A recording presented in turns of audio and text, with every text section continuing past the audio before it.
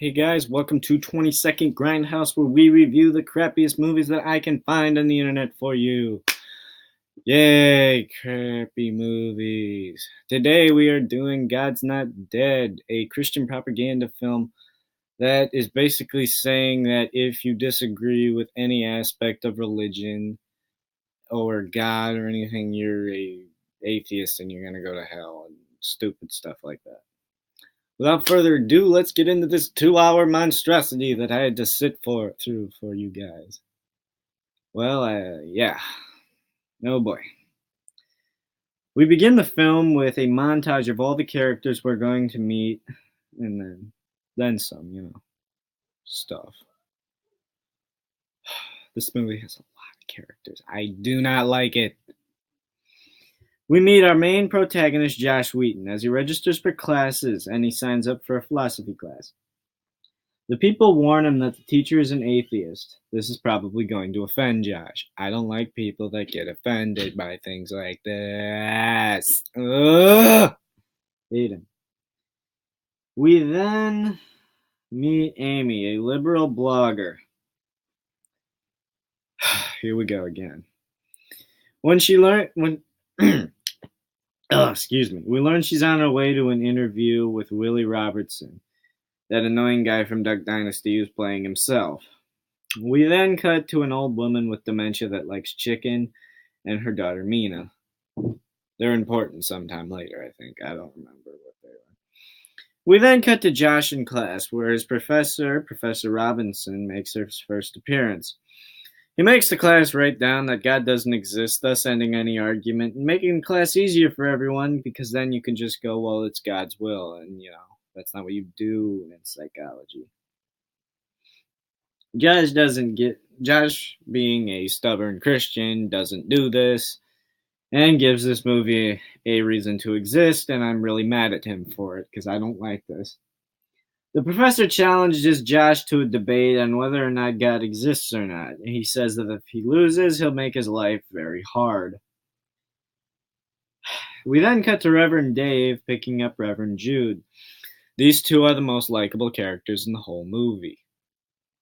So that's good, at least. We then cut back to Josh and his girlfriend, who says he should drop the class. Please drop the class, Josh. I don't want to do this anymore. Oh my god. We then cut to the liberal blogger who's going on the interview for the Robinson. She asked him about the people who get offended by his show with the hunting and the praying to Jesus in each episode. This is really stupid. If you get offended by a TV show, don't watch it. Pretty simple. We then cut to yet another character, Aisha, a Muslim whose dad is very old-fashioned and makes her wear a hijab everywhere. And Aisha, is secretly a Catholic in hiding. Remember that? It's going to be important later. When her dad picks her up, he gives her this big speech about how Christians are evil and stuff, and she probably gets that every day she gets picked up. We then cut to Josh, who goes to church to ask Reverend Dave how to prove the existence of God, and we briefly get a cutaway of Amy writing the blog on the Robinsons. If you look up in the corner of her browser, you can see she's using Wikipedia as a subject, which even a fifth grader knows not to do. I don't think she's a real blogger. The Reverend's advice is to check out Matthew 10:32-33. I'm no religious freak, but I don't think that's going to answer your question, Josh. We then get a mini montage of Josh studying the Bible. Somehow in this time, him and the Reverend exchange phone numbers. It's kind of funny, the priest has the number of a student. Little joke in there for you. Anyway, he tells him not to act clever. Okay, you're going to have to be pretty clever to convince me of this without giving me any actual facts or anything on the existence of God. I'm open-minded to this. I do believe he exists. But, if you're going to prove it to me, do it. This movie doesn't do that. We then cut to the liberal blogger in the doctor's office, where she is told she has cancer. This went from zero to drama level, and I don't even know how long. That sucks, though. Cancer's not good. We then cut to Josh and his girlfriend on their anniversary, where he tells the story of how they met at youth group. This dude's such a loser. She then makes him choose between her and the debate. Stop me if you can guess what Josh does. Josh is an idiot and loses his girlfriend and keeps going on the debate. We then cut to the two reverends again, who have gotten a rental car and are trying to start it, but the car won't start. This is a plot that pads the movie out to 2 hours. Stuff like this. Them trying to get the car started. You'll see why it won't start later, but it's a stupid plot. Just stupid. We finally then get to the argument. Finally, almost an hour in. Just as Josh's presentation starts, we cut to the two reverends again talking about meeting the choir director for song choices. And then them saying that, I've already stopped listening and don't even know why it's in the final script. We then cut back to Josh. Oof, here we go again. He says that it was God itself that made everything with the Big Bang theory, while the professor wonders, well, who created God? I'm going to have to go with the professor on this one. You didn't offer any evidence to back up his point, which means in a debate setting that his point is true. If you don't answer the other person's point, that means it's true. So, Professor won, Josh none. Radisson then brings up Stephen Hawking and his idea of a self-designing universe, which Josh doesn't address, which means it's also true. The audience is now on Radisson's side, as previously mentioned. As previously mentioned before, he threatens Josh and stuff and yada yada yada. His life's gonna get harder. Movie got a movie. We then cut to the Muslim again. Aisha, I think her name was. Whatever, I stopped caring. As she's listening at home to her Bible sermons on her iPod, her brother comes in and catches her listening to them. She pleads for him not to tell, but what do you think he does? Of course, he tells her dad, and she gets thrown out of the house. I actually feel for this character, and this is the only character I really care about. I hope she gets back in that house and her dad lets her be a Christian again. But yeah, that's the only thing I really care about in this thing. We then cut back to Amy in a restaurant meeting her boyfriend. She then tells him she has cancer, and his reaction is pure gold. He says, and I quote, "This couldn't wait until tomorrow. Good job, good job, movie, making him irredeemable in 2.5 seconds. New record." Then they break up. We now go back to the rental car subplot of the movie once again. Yeah. As the movie pads itself out now. Amy's boyfriend is still in the movie because the movie's got a movie, of course. He's also Mina's brother, of course. Remember the old lady with the chicken? Mina is trying to get him to see their dying mother. Oh, that's who that was. This all makes sense now. Not really, but whatever. We then cut to Joseph checking out lots of books about God, preparing for part 2 of the debate. We then learn Mina's boyfriend is Radisson. That's really gross. He's really mean to her at home and stuff, and he's pretty much just an irredeemable character. We see a long scene where they argue about Christianity, which they must do this about every day because this seems rehearsed. This movie still has an hour left, and we're not even halfway through the debate, so bear with me. We then cut to yet again the car plot. Reverend Jude gets Reverend White to say that God's not dead all the time, and the car starts, finally ending this plot. We cut to Mina at a party with Radisson. The guests make fun of Mina, and Radisson shows he's still a really awful person. In the movie world, this is a character that you create, so you're just designed to hate him automatically. So you'll go with Josh in the debate, and I don't like that. That's a really weak plot. So that's stupid. We get yet another mini plot with a Chinese student who wants to commit to Christianity. More padding.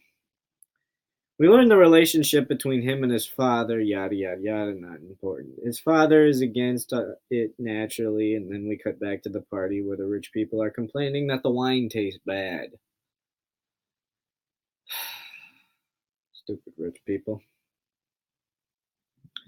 We then go to the debate now. Finally, Josh is arguing that the universe created itself because it needed to. Stupid point. His retort to the argument is a quote from someone. I don't remember who it was. I didn't care enough to write it down. The quote just basically said it's wrong, doesn't offer any evidence to prove it's wrong, just says it's wrong, the thing a college student would write. He then tries to battle Hawking and say that Hawking, my bad, and say that Hawking also said philosophy is dead. Then the debate just ends. No real evidence to back up anything that was said, and then the debate just ends. This thing still has like 20 or 40 minutes left. I don't even know. After the debate, when everyone left the class, Radisson gives him the evil villain slow clap.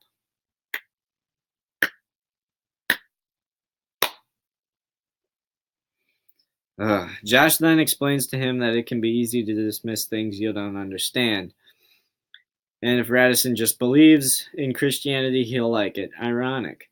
This is ironic because Josh is saying all this stuff, like everything in the whole argument, has been based on stuff that he doesn't understand and hasn't properly explained. I don't like this. In true drama movie fashion, it is explained that Radisson watched his mom die of cancer, and then when he begged for God to keep her life, she died. That's really a sad story, but that's weak. It's like the horror movie "It Was All a Dream" cliche. It's just stupid. But then Radisson continues being rude the whole movie, so it begs the question: why doesn't he just be a non-believer and not be so mean all the time? Well, you'll see in just a little bit. We then cut to Mina, who is deciding to break up with Radisson. Thank God. Their relationship was more awkward than when your uncle starts dating a 20-year-old after his wife died. We then cut to Aisha, who has turned to Reverend Dave on how to be a proper Christian, and then we never hear anything about that subplot ever again. Oh my god. We then cut to an ominous scene where Josh is walking out of the campus building and Radisson is spying on him from an upstairs balcony. Please don't turn into a horror movie. It'd be more interesting, but please don't. That's just going to be weird. We then cut to another day of the debate. Yay. Josh's argument now is that atheism only exists because of hate, which isn't true because of bad things would still happen to people regardless of a higher power, aka God. Just as it happens now. God's not here, he gave us free will, we do whatever we want. Whatever, who cares? Josh then gives the example that if he passed the exam by cheating, Radisson would play the Christian card and say it was wrong to cheat. Another stupid point because that does nothing to defend the existence of God, and he's basically saying that if you're a good person like that and think cheating is wrong, you're an atheist, which is really stupid. The argument then goes into the existence of God helps people be moral, which really isn't true because, once again, even if God wasn't here, we would still make right or wrong decisions. Oh my god, we got like 20 minutes left of this movie. Come on, bear with me, guys. We then get into a pretty intense shouting match with Radisson, again telling us why he hates God. He took everything away from me, is what he says. Okay, we just get a huge scene of overacting. Jack then goes on. Josh, my bad. Why the hell did I write that in the thing? Never mind. Josh then goes on telling him that there's scientific evidence for the existence of God. Movie's not going to tell us what it is, but there's scientific evidence to back him up. He's got science on his side. He's not going to tell you what it is, though. With this one statement and then no evidence, the class again goes in support for Josh, which is really stupid. Josh is then approached by the Asian kid from earlier, the one who was being, wanted to be Christian and stuff, and then says Josh, my bad, has inspired him or something. It's not important to the plot, whatever. The car plot then with the two reverends is finally wrapped up again as the car works and they drive off. What has that in there? I'm sorry, guys. I rewrote the same script twice and put that part in. I don't know. My bad. I messed up. Everything then comes to a wrap off with the wrap up. My bad. With the various characters from the movie going to some Christian concert. Oh my God, this gotta be boring. The liberal blogger with cancer prays backstage with the band. Christian bands pray backstage? They'll go to a metal show. They're gonna be drinking and getting smashed backstage.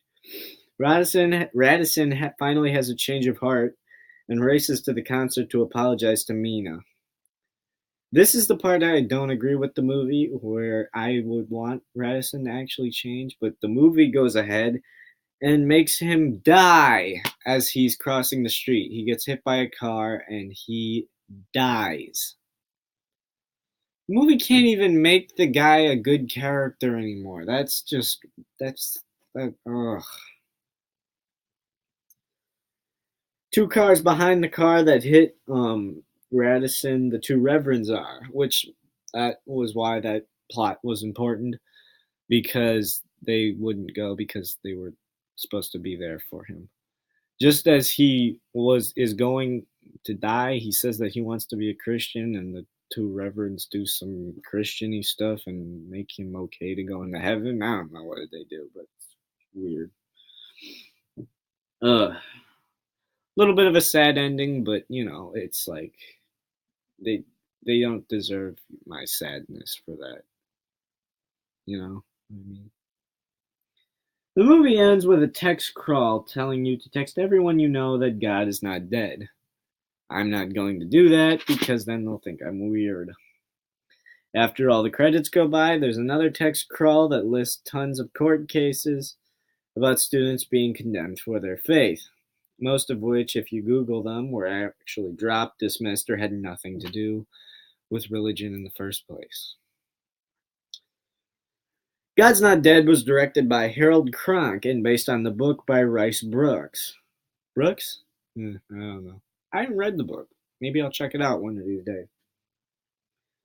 Harold Cronk has also directed the sequel to God's Not Dead, Do You Believe, and God Bless the Broken Road, all awful Christian movies that are going to get their own episode one day. Love this genre. They're so awful. God's Not Dead had a budget of $2 million and went on to gross over $60 million, making it one of the highest grossing Christian movies ever. This came out in around 2014 and basically revitalized the Christian genre that was dying around 2006, 7, 8, 9 throughout there. They were still being made. They were just really awful and low budget. And after this kind of relaunched the movie genre as a whole and made it better or something. I don't know. They all still suck. Okay, my overall opinion of this movie is it's terrible. It makes the assumption that anyone that, like I said before, that doesn't believe in God or just doesn't believe in a part of religion, there's parts in that religion that don't make sense whatsoever, and you're like, I don't believe in that. That's stupid. It makes the assumption that even if you don't believe those parts, you're an atheist. Like there are certain parts that I disagree with, and I believe that God exists, or yeah, you can believe in any religion you want, except, I don't really care about it if you like if you're like offended by parts of it, I don't really care. Just keep all that stuff to yourself. Like Josh could have just written down I don't believe in it and still believed in it, and this whole movie wouldn't exist. And I would have wanted him to do that because this is just boring at this point. So yeah, not a good movie. Don't like it. Next week we're going to be doing Friday the 13th part 2, and then the week after that we're going to be doing God's Not Dead part 2. And then we're going to be working on more sequels. Bye guys, I'll see you guys in another video later.